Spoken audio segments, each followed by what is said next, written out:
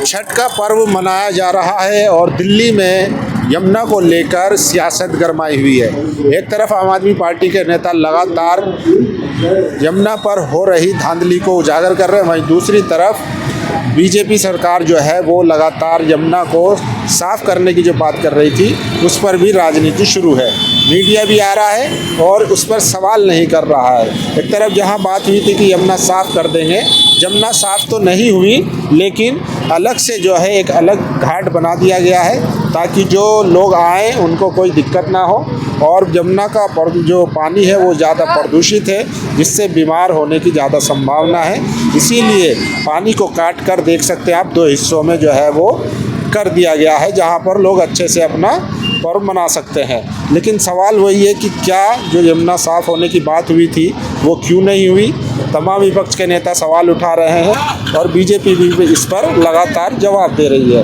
तो सबसे अहम सवाल यही है, और आज यहाँ पर एलजी साहब भी आएंगे, प्रधानमंत्री भी आने की बात चल रही है, लेकिन पीछे आप देख सकते हैं कि हरे कपड़े से जो है इसको कवर कर दिया गया है। जब यहाँ की तस्वीरें सोशल मीडिया पर वायरल हुई तो इसको कवर कर दिया गया था, क्योंकि जो घाट बनाया गया था अलग से उसको लेकर सवाल उठ रहे थे और लोग आते जाते ना देखे, इसलिए यहाँ पर इसको कवर कर दिया गया था। लेकिन ये जनता है, यहाँ जब जेसीबी की खुदाई देखने के लिए लोग खड़े हो जाते हैं तो ये तो फिर भी एक पर्व है और यमुना का घाट है, तो यहाँ पर लोग अपने आप ही रास्ता बना लिए।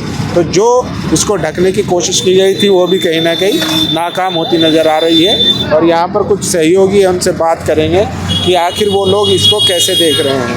तो चलिए जानते हैं। सबसे पहले क्या नाम? अरे क्या नाम है? फैजान नाम। क्या लग रहा है छठ का देख कर? बस सही है, अपना त्यौहार बनना है, बढ़िया सही है। बढ़िया। हाँ बढ़िया। चलिए तो देखिए और भी लोग हैं जी, तो हमारी सहयोगी निधि भी साथ हैं, उनसे समझेंगे कैसे देख रही है जो यमुना को, जो राजनीति चल रही है, सियासत चल रही है यमुना पे साफ सफाई को लेकर। एक तरफ बीजेपी कहती थी कि हम यमुना को साफ कर देंगे, पीने लायक पानी हो जाएगा। अब जब सत्ता में है तो उन्होंने एक यमुना तो साफ नहीं हुई, अलग से ही घाट बना दिया लोगों की सुविधा के लिए। जी, आपने कहा कि दिल्ली में नदियों को साफ़ करने की बात कर रहे थे लगातार सरकार जो है। आप देखिए पहले तो हर चीज़ को हरे पर्दे से छुपा दिया जाता है। सोचिए अगर वाकई में अगर नदियों को साफ़ करने का वादा किया भाजपा सरकार ने तो पर्दा लगाने की क्या ज़रूरत थी। पहले तो पर्दा ही पोल खोल रहा है जो कि देश का टीवी अखबार आपको नहीं दिखाएगा। हाँ, अंजना ओम कश्यप और सुधीर चौधरी की बात करें तो वो बढ़ा चढ़ा कर चीज़ें दिखा रहे हैं। और आप देखिए ये देश के सत्ताधारियों ने विकास किया है कि फिल्टर का पानी से बनाया हुआ घाट वीवीआईपी लोगों के लिए है। वीवीआईपी एंट्री हो रही है, हमने जाने की कोशिश की लेकिन हमें एंट्री नहीं दी गई। और लेकिन मेन स्ट्रीम मीडिया जो है वो जा सकती है। सोशल मीडिया के पत्रकारों को जो विदाउट परमिशन है या विदाउट इनविटेशन है उनको नहीं जाने दिया जा रहा। वहीं अगर बात करें ये यमुना का पानी है, लगातार देख लीजिए कितना काला है, और उधर फिल्टर का पानी है कितना साफ सुथरा है। अच्छा ही है ना कि लोगों के लिए सुविधा कर दी, घाट बना दिया स्पेशल, अच्छे से पर्व मना सकते हैं ताकि बीमार भी ना पड़े लोग। ये तो अच्छा ही। आप तस्वीरें दिखाइए ना, आप और भी घाटों की चारों तरफ तस्वीरें दिखाइए कि लोगों को किस तरीके से गुमराह किया जा रहा है। जरा से लोगों को आप मेन स्ट्रीम मीडिया में तस्वीरें दिखाकर दिखाते हैं कि हमने विकास किया है। असल में देश की राजधानी में ही रहती हूँ मैं, देश की राजधानी में किस तरीके से नदियों को इतना ख़राब कर दिया गया है। पीने का पानी जो घरों में आता है असल में वो भी इतना गंदा आता है कि उसमें से बदबू तक आने लगती है। लेकिन सोचिए जिस मीडिया पर भरोसा जनता दिखा रही है वो मीडिया किस तरीके से घुमा फिरा के जनता के बीच में खबरें परोसने का काम कर रही है।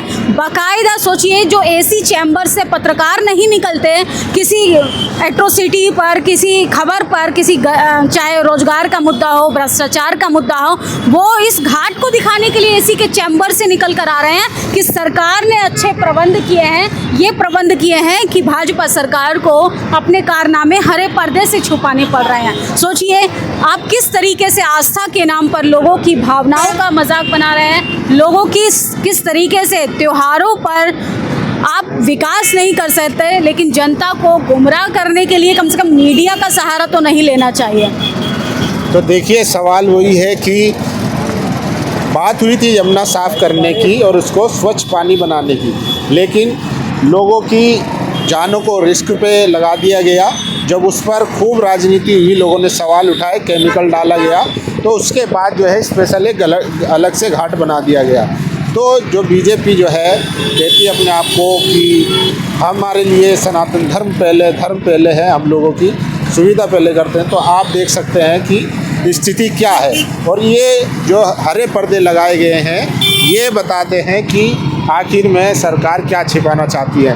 आपने देखा होगा इसी घाट पर अंजना ओम कश्यप भी आई, सुधीर चौधरी भी आए और लंबा जो है वो सीएम साहब के साथ इंटरव्यू दिए, भाषण दिए, लेकिन सवाल नहीं किया गया। बल्कि जो विपक्ष ने जो पत्रकारिता की है, अब खासकर जो सौरभ भारद्वाज आम आदमी पार्टी के नेता, उन्होंने जिस तरीके से ग्राउंड पर पहुंचकर पत्रकारिता की है, तो उसके बाद मीडिया को मजबूर होकर यहाँ आना पड़ा। लेकिन उसके बावजूद भी ना उन्होंने कोई सवाल किया, ना किसी तरीके का जनता के हित में कोई ऐसी रिपोर्टिंग की जिससे दिखाया जा सके कि किस तरीके से यहाँ पर घाट बनाकर फ़िल्टर पानी के ज़रिए लोगों को सुविधा मुहैया की जा रही है। ठीक है, आपने किया है, अच्छी बात है, उसको एक्सेप्ट करने में क्या जाता है। एक तरफ आप जो है, जब केजरीवाल की सरकार होती थी तो घेरते थे कि केमिकल मिलाया जा रहा है, लेकिन खुद बीजेपी सरकार केमिकल मिलाते हुए नज़र आई।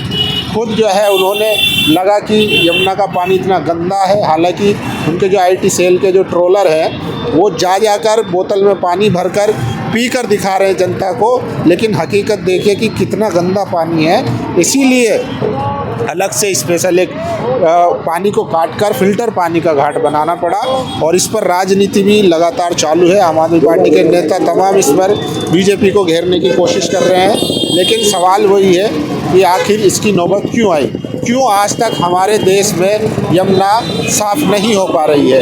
क्या समाज इसके लिए जिम्मेदार है या सिर्फ सरकार इसके लिए जिम्मेदार है? तो ये कई सारे सवाल हैं और इन सवालों का जवाब कौन देगा, ये भी एक बड़ा सवाल है। बाकी आप लोगों की क्या राय है, अपनी राय ज़रूर दीजिए। शुक्रिया।